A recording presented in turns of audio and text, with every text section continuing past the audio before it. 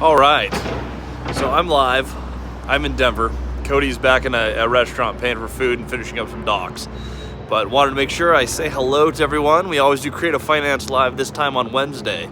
So wanted to get a chance to get in here, say hello, and talk to you guys about what we're up to while we answer some of your questions. Today will be a shorter episode as I am walking through Denver, but we will we'll do our best here.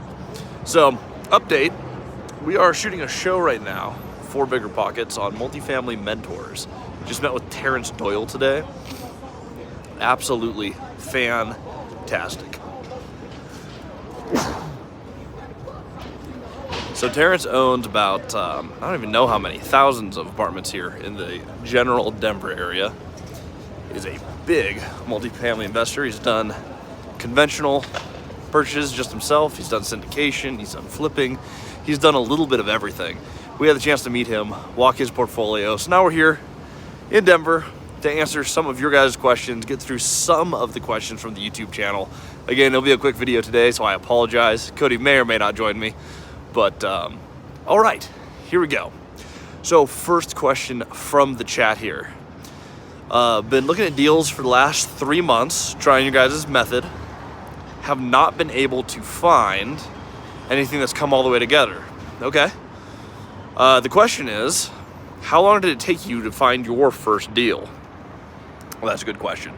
All right, so my first deal, I actually wanted to invest in real estate for 2 years before I bought my first deal. Now, technically, I bought a condo. I did a little live and flip with my family, my wife and I. We had a roommate. However, outside of that little transaction, I didn't buy anything for 2 years. It took me that long to figure out how to play the game. Cody moves a little bit faster. Cody took 9 months from start to close, from when he started negotiating deals to when he finally closed on his first 12-plex. That's something that you are looking to do. That is something that you could absolutely pull off.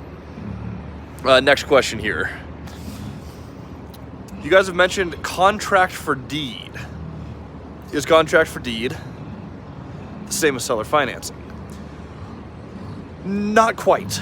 Very similar. They're adjacent. The difference is contract for deed isn't going to put a lien on title. It's not a note. It's think of like a car payment, where the bank holds the title to your car, you pay it off, and you get the title to your car. There's two types of title. You have equitable title, which is what you get on a contract for deed. Then you have legal title, which the seller holds. So if you actually pull a title search on a contract for deed, you'll actually see the old owner and the new owner. You have control of the property. You have all the benefits of owning the property. However, it is different than seller financing, as it's not a note and deed of trust. It's actually structured a little differently on a sales contract. Great question, though. Next question from the YouTube comments. And again, we're mobile from Denver today, so if I'm a little clunky on this, I apologize. Okay, what does your guys' average deal look like as in terms of down payment? It's a good question. There's no such thing in creative finance as average. Everything is completely negotiable. However, a lot of our deals seem to fall right around 10%. That, for some reason, seems to be the golden number for us. Where we really differ from a lot of the syndicators or other players in the game is people have to do these high down payments, 20, 30, 40, sometimes 60% down. If you're doing creative finance, it's completely negotiable. So you do whatever it is you can do. If you can only do 5% down on a property, and we've had that happen in our Tukwila 7-plex, we ended up doing 4.5% down because that's all we could do at the time. It's what you negotiate is what you get. However, if you want to know what the average is for our deals, it's probably somewhere right around that 10% mark. All right. And one more, and if anyone has questions, please post in the comment section. We will get right to it. Actually, I just got one. I'm going to answer this right now from Adrian. Can you please explain subject to? So that actually is a clause on contract for deed. There's a lot of things that it can be subject to. While some people have made that their brand, subject to is simply a clause that refers to a clause called subject to existing debt. So that means the owner actually holds their existing mortgage. It stays in their name. So I'm going to keep this really simple. If I'm buying like a duplex, small property, the owner has a 30-year fixed rate mortgage with a bank. They're 10 years in on it. What I can do is I can actually say, hey, I'm going to purchase this subject to the existing debt. So original owner, now the seller of the property, you are going to hold the original debt in your name. You're going to keep paying your mortgage exactly as you always would. Pretty simple, right? I'm going to pay you above and beyond that mortgage. Whatever we negotiate on the contract for deed, my monthly payments will cover that mortgage. Now, where this gets sticky is, one, most people don't tell their bank that they're wrapping the mortgage around like that someone else is now paying their mortgage and title change. Most people have what's called a due on sale clause. Now, if you have a due on sale clause that's triggered, that note becomes due. It's a good way to lose the property. So you have to be really careful with how you put these together. It's not extremely straightforward. The other correct thing that you need to make sure that you do on contract for deed, you're gonna set up a note servicing company. And we do this on all our notes anyway, but that note servicing company is gonna pay their mortgage directly. That way you can't mess it up, because if they default on their mortgage, you're in trouble. The other thing that protects you on is you're not paying them directly, because what if you pay them and they stop paying their mortgage? You lose the property. So with subject to, you need to be really careful. Cody and I have never done subject to existing debt for that reason. It's a little bit of sleight of hand with the bank, which we like to be very straightforward, and there are some inherent risk. It's not extremely simple, which means it's harder to repeat. And going into the chat here.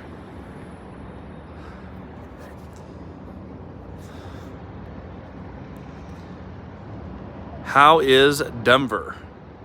Well, Denver's been awesome. So, just mentioned this at the beginning of the call, but we're down here filming with Terrence Doyle. He's a major owner in Denver. We're filming for a new episode of Bigger Pockets. So we'll be flying out of Denver here fairly shortly, but went really, really well. I'm excited for everyone to see it. I think it airs, it's gonna be Multifamily Mentors Season 3, Episode 2, airs sometime in December. So look forward to that. We had a chance to drop some bombs there. Terrence has done a lot in conventional finance and syndication, in fix and flip, but specializes in value-add properties. We got to walk one of his just about 300 unit buildings today. Very, very fun. So Denver's been a absolute adventure. Super glad to be here. Now, one more from the YouTube, and then we'll just go. We'll go off the chat, and once the chat's done, we'll call this a short day for Creative Finance Live. So, in the YouTube comments, are you and Cody worried about rising interest rates? We actually just talked about this recently with Terrence, so this actually ties right in. Current interest rates. Am I worried? No. Why? We don't have any bank loans. I don't have a single bank loan with any bank. Now, we might change that soon, outside of my house, but it's all negotiable, so we make up the interest rates. Now, if you were going to refinance and you're going to put stuff into bank debt, or you're buying conventionally, we've seen one of the biggest raises in interest rates of all time. Interest basically doubled very rapidly. People who could afford houses like $800,000 are able to afford a heck of a lot less. Like, last I looked, if you could afford $800,000, you can do $540 now. Really hard. I got a question from the chat here. How to handle the seller finance conversation? How do we initiate that? So on a seller finance conversation, you're gonna get in there through 3 points: relatability, a goal, and significance behind that goal, and that is all. So I'm gonna reach out to someone, instead of saying, hey, I wanna buy your property, which is the wrong thing to do. I'm gonna say, hey, this is Christian. Now, like when I got started, I had a duplex. I have a duplex on your street. We're property neighbors. I wanted to just know my neighbors, let you know that I am another owner alongside you. They usually respond with, okay, that's cool. Not that interesting, right? Little relatable point. Well, I realized that what I want to do is I want to retire my wife, and one duplex at a time is not doing that for me. So I saw you had this 12-plex, and I wanted to learn how you got there. Their normal response would be, well, I'm not selling. Which is great for me, because at that time I'd spent all my money on the 2 duplexes I own. So I went, well, I spent all my money doing duplexes, so no idea how I'd buy it, but that's actually why I wanted to meet. I'm gonna be in Moses Lake working on my property. If you're in town anywhere near your property, I just wanted to get to know you, how you got started in real estate, and see how I scaled to where you got, because you've done something I've never done. That is how you approach a seller finance conversation. It's a relationship. Some people tell you, hey, they're gonna do it for the tax benefits. Hey, they're gonna do it for financial reasons. They wanna earn a little bit of interest on their money. That's not usually why someone would seller finance. The reasons people seller finance is because, one, most commonly, they want to sell to you and they want to move you forward. They believe that you can handle the property and they don't need all the money today. The other reason is it's a distressed property that can't be taken out with bank debt. If you can't take out the property with bank debt, then your options are, hey, I'm gonna buy it in cash, or it has to be seller financed. And Dowden, thanks me for taking the time in Denver. Absolutely, this is absolutely, let me try that again. Absolutely. It's really important to me that we share with you guys every Wednesday. I want to keep it consistent. I know it's a little bit, it's a little bit shaky, and it's not the most professional job I've ever done, but I do want to keep you guys involved as we're doing stuff. Cody and I are really trying to push some of this media stuff. We want to be on more podcasts. As we travel, I just want to bring you along for the ride. I'm going to share a takeaway that I got from Denver, and we'll see if we get any more questions in the chat. If we do, that's awesome. If not, we'll call it a day. But getting to walk some of Terrence's 300 unit properties, and granted, syndication is not something we want to do.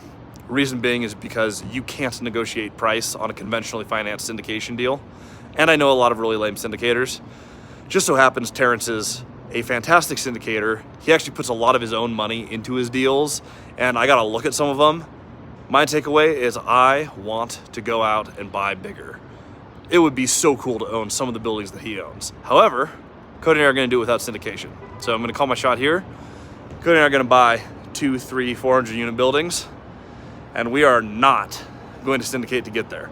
So follow the adventure here for how we do that. And with that, any other questions in the chat? I can view them in real time. If I missed one, I can't see it on my phone. Okay, should I join your lifetime membership now or after I've met several owners to learn their stories?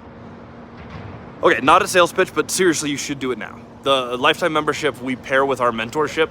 You get 3 months free. The reason you would do it now is because if you learn how to talk to those owners, you go through that script and you actually spend the time with other people learning this together, your presentation to every owner that you have will be better. The more knowledge you have, the better you can apply it. Application is way more important than education, so by all means, get out there and meet owners today. However, you can't apply information you don't have, so get the information immediately so that you can apply it. Dory sends a plethora of emojis here for us and a thumbs up. Dory, it's good to see you. Or at least your emojis. But yeah, seriously, if you guys want to check out the course or our mentorship group, it's themultifamilystrategy.com. Feel free to hop on there. I'm happy to help anyone reach their goals. We're gonna have Caleb and Chuck on here again for one of our lives soon. Those guys have bought 28 units at age 19. There is no one I've seen in this country buying as fast as those two are, or as good at deals.